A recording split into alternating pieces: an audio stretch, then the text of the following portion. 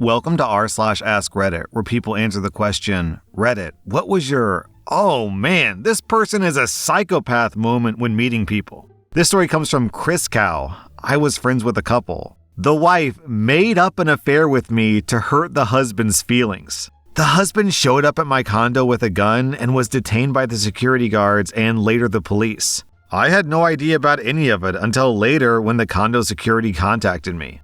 Our next reply is from Azel the Past. She came late to our date, immediately ordered a drink and a burger, and she told me that she was late because of a family thing. Before the burger arrived, she mentioned that she'd have to cut our date short because she was having a family dinner. I was like, okay, all good. Then she told me that the craziest thing just happened, where her sister met a dude on Tinder and they ended up going to a family barbecue and it ended with them getting married. Before her burger even arrived, she said, "Wouldn't it be funny to pull a prank like that on my family? Like, you and me went to my family barbecue and let everyone assume that we're really hitting it off, and they totally think that we're gonna get married."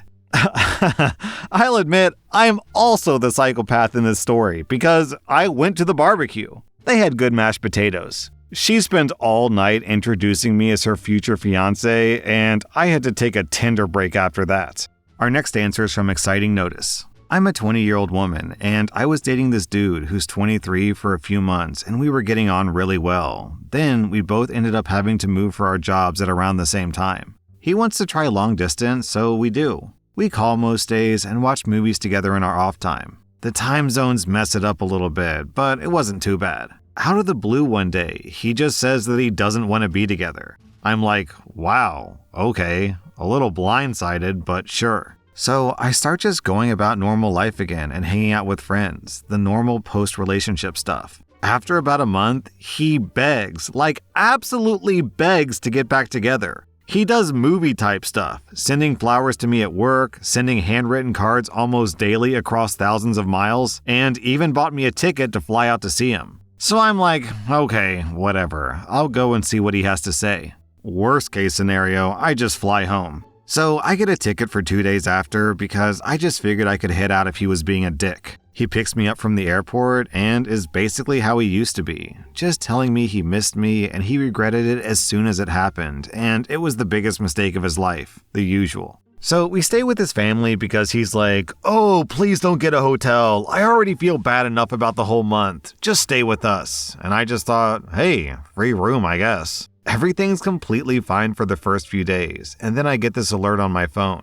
It's a hurricane warning saying they're pushing my flight for 4 days later. I'm like, oh man, I need to get back to work. I only took like 3 days off. When he gets back to the house from work, I tell him about it and he's like, "Oh, I know. We already started boarding up the windows." I was a little freaked out, but not too much because I guess that's normal for big hurricanes. So the next morning, he shakes me and wakes me up and tells me to come to the living room. I was like, okay. When I do, it's him, his 2 brothers, his sister, his mom, and his dad. Some people have only met in this one instance, and he has a binder with him. They sit me down. They sit me down, and each of them reads a passage from the binder of why we shouldn't be together and why I need to move on. And he breaks up with me in his parents' house in front of his siblings in the middle of a hurricane power outage. Then, because of the hurricane, I was stuck there for 4 more days with these freaks. Probably not the most psychopath person I've met, but this story is still just so strange to me, I had to post it. Beneath this comment, people are speculating what the hell's going on here. And the prevailing theory seems to be that the boyfriend's family tried to convince the boyfriend to break up with him, and as part of their argument, they compiled this binder. And then this guy decides that I guess the easiest way to break up with her is to present all the evidence instead of just being a man and doing it himself. And I guess that's what happened. I don't know, pretty weird either way. Our next reply is from Cheetah Nervous. I was chatting away with a guy in a pub. Seemed like a normal, nice dude. Got on really well. At some point in the conversation, he casually mentions that he's not long out of jail for torturing a guy. He never used the word torture. He just described what he did to the guy, which, yeah, was torture. He slipped it into the conversation so casually as if he was telling me about running to the shop for a pint of milk. I never saw it coming. Another day, I asked around that pub, and other people confirmed that he was for real. Then, Lofumo adds, I had something similar happen when I was in college. The guy I was chatting with seemed fairly genuine, and also just casually brought up that he had gotten out of prison for second-degree murder. Hold on, what's second degree? Is that? I think planning is first degree, so second degree is... It is murder with malicious intent, but not premeditated. Okay, so like a fit of rage, I guess. Afterwards, he asked me what I was going to school for, and I honestly answered criminal justice. It was a fair exchange of being honest with one another, that he said if I were a cop, which I'm not and never planned to be, he would respect our encounter just based off of treating each other like humans. We continued our conversation, and I asked him what helped him during his time, and he answered religion and studying. He ended up being a foreman for a construction company and assimilating well, in my opinion. OP, you should do better than giving that friend a stern talking to. I would have cut them both out of my life. Our next reply is from Cool Toast. It was an Uber driver. My wife and I took an Uber down to the bars one weekend. Once he picked us up, I could easily tell that he was on something. While we were crossing a bridge on the interstate, about halfway to our destination, he says, "Isn't it crazy that I could swerve off the road and kill us all right now?" I told him to get off on the next exit and cancel the ride. I also reported him to Uber, so hopefully nobody has to get in a car with that lunatic again. Our next reply is from Actually a Horse. At a party once, I met a friend of a friend who worked as a nurse at a local hospital. She was the type of person who would sigh heavily and then use the unique stresses of her job to bring herself the attention that she was looking for. She took the spotlight, and with pleasure, and started talking about how hard her job was. When I asked if there were things that she liked about her job, she beamed and explained that she worked primarily in maternity. However, her anecdotes had nothing to do with mothers or infants. She mostly spoke about how wonderful it was to be in charge of these women's lives. She explained how fragile they were in those moments, and how even after delivery, she was the only one on the floor for hours who would be able to forecast if there was going to be a life-changing complication. She absolutely glowed as she explained how these people's lives were in her hands. The conversation steered in other directions amongst partygoers, but she reclaimed it on the topic of high school experiences. She shared an anecdote of how she was rejected for an advanced choir position and blamed it solely on the poor judgment of the instructor. Years later, she got to sing at that instructor's funeral. I'll never forget the pride she took in having control over other people's lives. It struck me as the most basic display of evil. Beneath that, we have this reply from This Is My Happy Face. That seems to be somewhat common in the nursing field. I dated a nurse that helped physically and mentally disabled children. She turned out to be a nightmare. After sharing a long list of experiences that I'd had with her to a therapist, they deemed her a narcissistic sociopath. I probably should have bailed when she told me a story, while laughing, about catching her ex-husband in bed with another woman, and her first instinct was to grab a metal baseball bat and start beating him and the other woman with it. I also found out later that she has a repeated history of assaulting her partners, and then calling the cops to say that she was the one assaulted, and giving herself marks before the cops came, and then doing everything in her power to take ownership over any of their belongings that she had access to.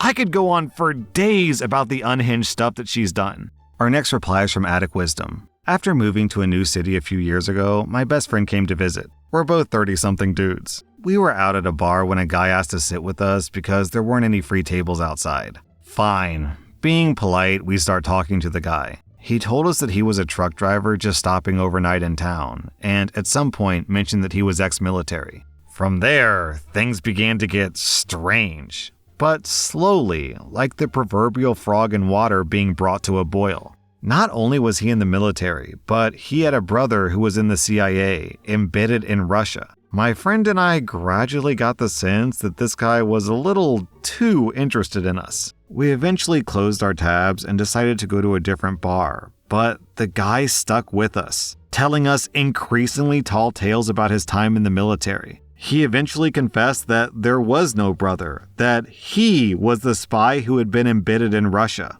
What struck me was how, even though his stories got more and more ridiculous, his demeanor was deadly serious, if a bit overwrought. and the intensity was starting to make my skin crawl. Not only that, but he started to pick fights with other people at the bar, deliberately being belligerent. Over time, he started to radiate this menacing air that hadn't been apparent when we first started talking to him. He didn't get angry directly at us, but it was like he was demonstrating how scary he could be, and suggesting that we stay on his good side. Finally, he took me aside and slipped into a not very convincing Russian accent. Alas, he was never a spy for the United States. He was actually a double agent, a one-man Russian sleeper cell, but he couldn't bear lying to me. He just had to come clean. Even though we had open tabs at the bar, my friend and I waited until the guy went to the bathroom, abandoned our credit cards, and dipped post-haste.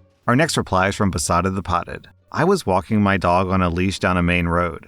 Some lady was walking her dog off leash. Her dog stopped in the road, causing cars to stop. She had no control of her dog. Her dog lunged for my dog. I asked her to put her dog on a lead. She said that she would stomp on my dog's head and let her dog kill mine. I knew that it wasn't even worth arguing with crazy, so I just carried on with my walk. Jesus!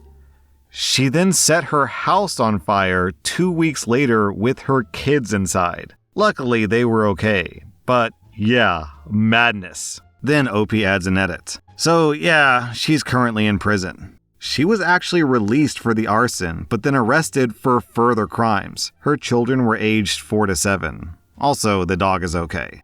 Man, this one sounds like legit mental illness in the vein of schizophrenia or some kind of break from reality, because this one escalated crazy fast. Our next reply is from Smoking the Herb. This story makes me angry. So one time, a friend came over and brought a new friend with them. He seemed like a nice guy. He was quiet and kept to himself. I was a young single woman and far too trusting of people at the time, I think. So my friend mentions that this guy had just recently got out of prison. I ask him what he went away for. He then proceeds to tell me that he and his friends, had followed a young girl into a local park and R-worded her using various sharp objects they found on the ground. They each got extremely long sentences. His happened to be 12 years. What made everything worse was that he ends the story with the fact that she killed herself because she couldn't live with what they did to her. Needless to say, he was never allowed around my home again, and I had a very stern talk with my so-called friend who invited him.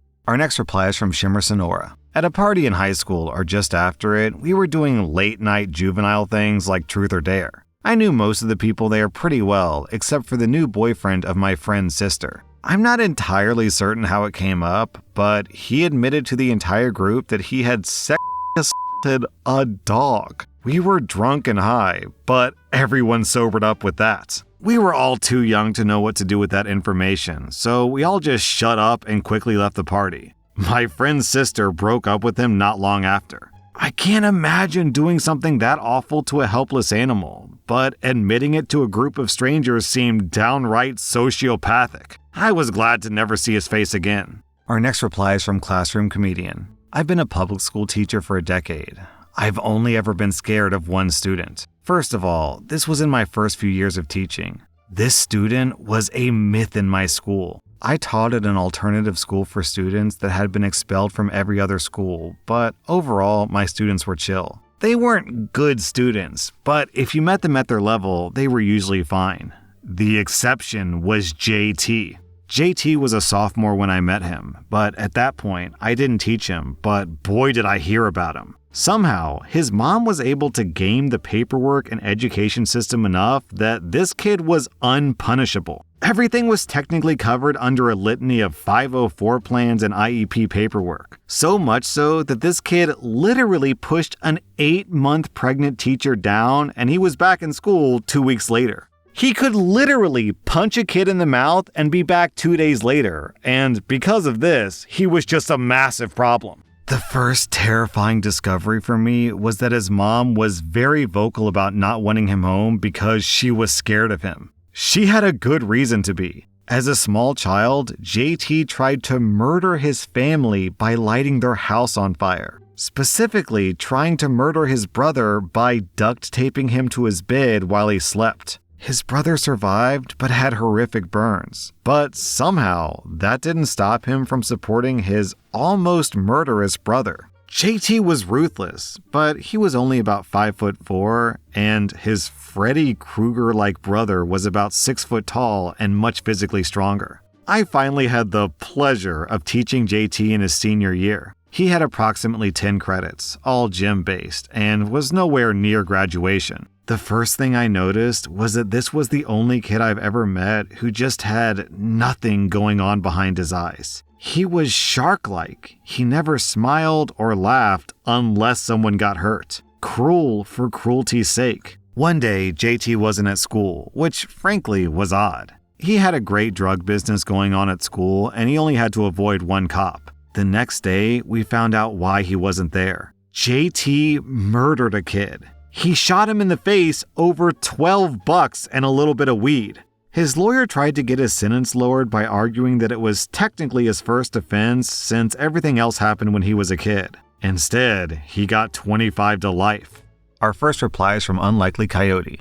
A kid I went to primary school with invited me to his house after school one day. Not many people talked to him because it was a private school and he was only a student there because his dad was a groundskeeper. I didn't want to go, but I didn't want to be a dick like everyone else, so I said yes, but said that I couldn't stay long. We went behind his house, and there were several bare spots in the grass. For some of them, a single stick stuck up out of the middle, while others had a thin plastic tube poking out. He was very excited as he started digging up one of the spots that had a hose poking out of it. He pulled up a jar with a dead baby bird in it. The hose was poked through a hole in the lid to let air in. He went on to tell me that he likes burying things alive. Yo, what the f***? Sometimes he seals the jar tight. Sometimes he gives it an air hose. And he even puts a little food and water in it to keep them alive longer. He said, yo, what? He said you can't bury them too deep or you can't hear them trying to escape. Occasionally, this is really bad. Occasionally, he would pour water down the tubes to drown the animal. I was 8 to 10 years old at the time. I'm 52 now, and it still makes me sick to think about that. That was r/Askreddit, and if you like this content, check out my podcast where I publish the exact same episodes. Also, hit that subscribe button because I put out new Reddit videos every single day.